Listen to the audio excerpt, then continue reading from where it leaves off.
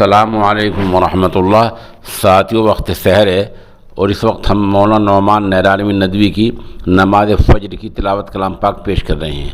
आप माशाअल्लाह ज़िला बुलंदशहर में वाक़ एक इदारे के नाज़िम तालीमात हैं और इससे पहले जामिअतुल इमाम वलीउल्लाह में उस्ताद रह चुके हैं और वहाँ वाक़ दारुल क़ज़ा में मुआविन भी रह चुके हैं और इससे पहले एक रिसाले के मुदीर भी रह चुके हैं। अल्लाहु अकबर।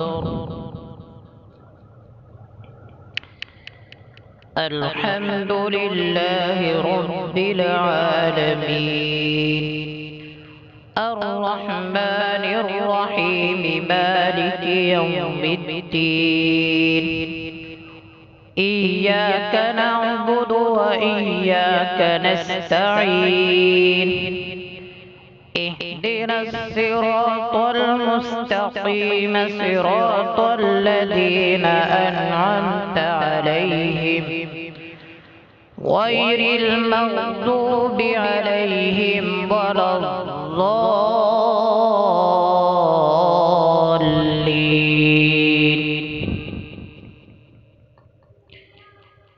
الرحمن علم القرآن خلق الإنسان علمه البيان الشمس والقمر بحسبان والنجم والشجر يسجدان والسماء رفعها ووضع الميزان ألا تطغوا في الميزان وأقيموا الوزن بالقسط ولا تخسروا الميزان والأرض وضعها للأنام فيها فاكهة والنخل ذات الأكمام والحب